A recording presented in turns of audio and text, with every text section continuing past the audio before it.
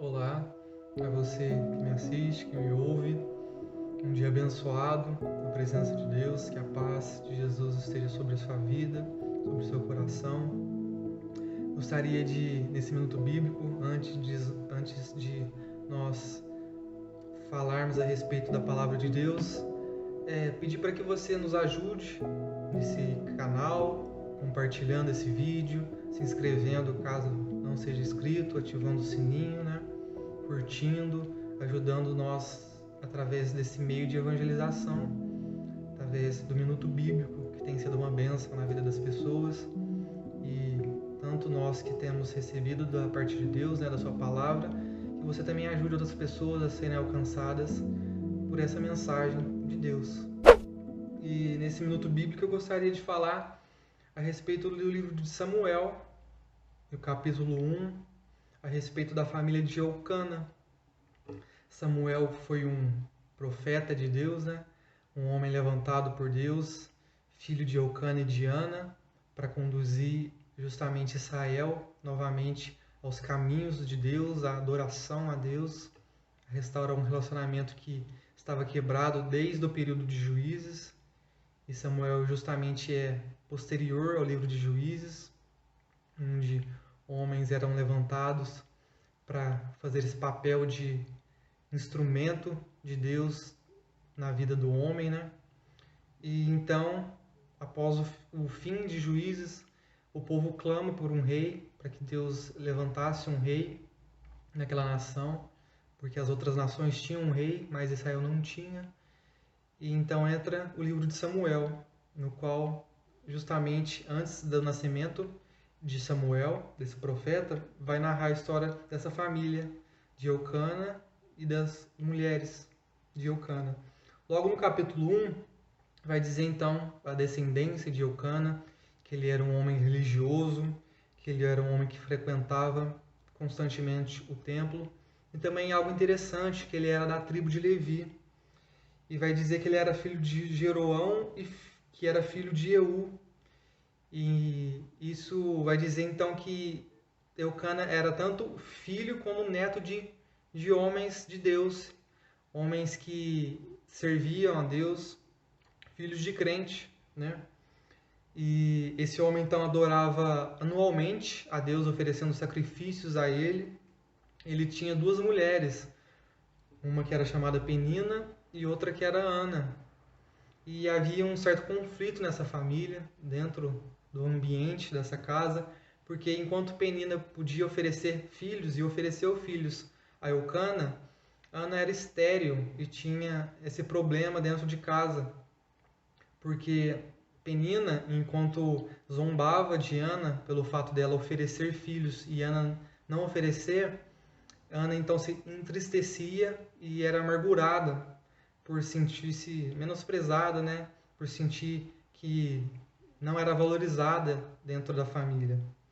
Mas é interessante porque, apesar disso, Eucana amava mais Ana do que Penina. Era comum naquele contexto, né? No Antigo Testamento, o homem ter várias mulheres, justamente para que a descendência fosse preservada. Mas ele se apropria então de Penina apenas para um fim reprodutivo, para ter filhos.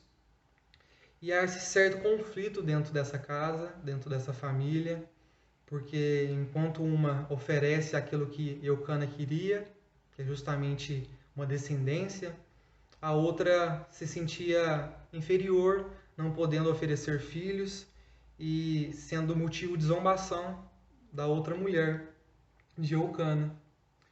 Então isso faz com que Ana suplique a Deus, clame para que Deus então abrisse o seu ventre, né? Abrisse a madre e oferecesse então a possibilidade dela ter um filho. E ela, em total rendição e clamor a Deus, ela é respondida, Deus ouve as preces dela. Então, vindo o profeta Samuel, um homem consagrado desde o ventre da mãe, né? Caso Ana, oferecendo Samuel como um homem totalmente dedicado a Deus na sua vida e ouvindo então as súplicas de Ana.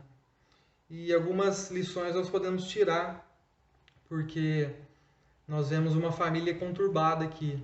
Apesar de Eucana ser um homem que oferecia sacrifícios, a vida dele não era uma vida consagrada a Deus. Nós vemos que ele demonstra total insensibilidade pelo fato de Ana não oferecer filhos a ele. Ele diz então, logo no verso 8, para que Ana não chorasse, né? Não entendendo o motivo dessa tristeza dela. E ele diz que ele seria melhor do que 10 filhos a ela. E ele demonstra então uma insensibilidade à condição dela, à situação dela. E não olha com um olhar de esposo, né? De entender a figura do homem ali, de suprir a necessidade da mulher. E ele não consagra sua família ao Senhor, ao contrário de Ana, que logo pedindo a resposta de Deus por um filho, ela logo propõe para que Deus, caso ele oferecesse, desse a possibilidade dela ter um filho, esse varão seria consagrado, seria dedicado a Deus. Então não basta o homem apenas oferecer sacrifícios anualmente a Deus, né? Oferecer novilho, animais, mas Deus, acima de tudo, quer que o homem seja um homem consagrado a Ele, tenha uma vida de consagração, não só ele, mas a sua família, os seus filhos. A Bíblia não vai dizer que Eucana consagrava os filhos que ele tinha com Penina, ao contrário de Ana, que consagrou então Samuel. Então nós podemos ver que Ana, ela suplica àquele que justamente poderia solucionar o seu problema e satisfazer então a sua necessidade, que era ter um filho. E ela suplica então a Deus. E Deus mostra aqui que, apesar dos planos do homem de tentar solucionar os seus problemas, recorrendo a uma outra mulher, né, tendo filhos com uma outra mulher, que não seja aquele que ele amava, então ele se sente frustrado. E Ana, que se esperou no Senhor, confiou em que Deus poderia tirá-la de um estado de esterilidade e oferecer a ela um filho. Nós vemos então que Deus ele age além dos propósitos do homem. E justamente que é o que a palavra de Deus diz, né, em Isaías, que os pensamentos de Deus e seus caminhos são maior do que os homens pensam, assim como os céus é maior que a terra, assim também são os planos e os pensamentos de Deus a respeito do homem. Enquanto Eucana queria apenas ter filhos para sua descendência, para que fosse preservada a sua descendência, Ana entendia que o fato de ter filhos não era só para fins reprodutivos, mas para que esses filhos, e assim juntamente com sua família, houvesse consagração dentro do lar, para que os filhos e a casa fossem consagrados a Deus. Então que a gente possa entender que essa história traz não só um cenário de uma família conturbada, dividida aqui, no caso das mulheres, mas que acima de tudo, essa família era uma família que precisava ter esse entendimento de consagração, não só de oferecer sacrifícios, mas uma vida de consagração a Deus. Tanto o homem como a mulher, os filhos, ou seja, toda a integralidade da família precisavam ser devotadas, deixadas aos pés de Deus e aos seus propósitos. E assim Deus mostrou o seu agir e o manifestar da sua misericórdia na vida daquela família, levantando o profeta Samuel, que foi um homem muito usado através de Deus, né, para a nação de Israel. A gente vai ver isso no decorrer do livro. E sendo uma bênção, então, para a glória de Deus. Então, que a nossa família, que os nossos propósitos sejam direcionados justamente para a glória de Deus, não para a nossa satisfação, para os nossos fins, as nossas vontades, que na maioria das vezes são justamente egoístas, mas para que Deus seja visto nisso, para que através de um filho, através de uma escolha, através de um pedido, a glorificação de Deus seja manifesta nisso. Então eu quero orar com você nesse momento, pedir para que Deus nos ajude nesse sentido, para que nossos propósitos e pensamentos agradem e glorifiquem a Ele. Amém? Pai, nós entregamos aqui nossa vida, entendemos que em nossa natureza pecaminosa nós apenas cobiçamos coisas, pedimos coisas que traz agrado e satisfação para o nosso bem e na maioria das vezes fugimos dos seus propósitos.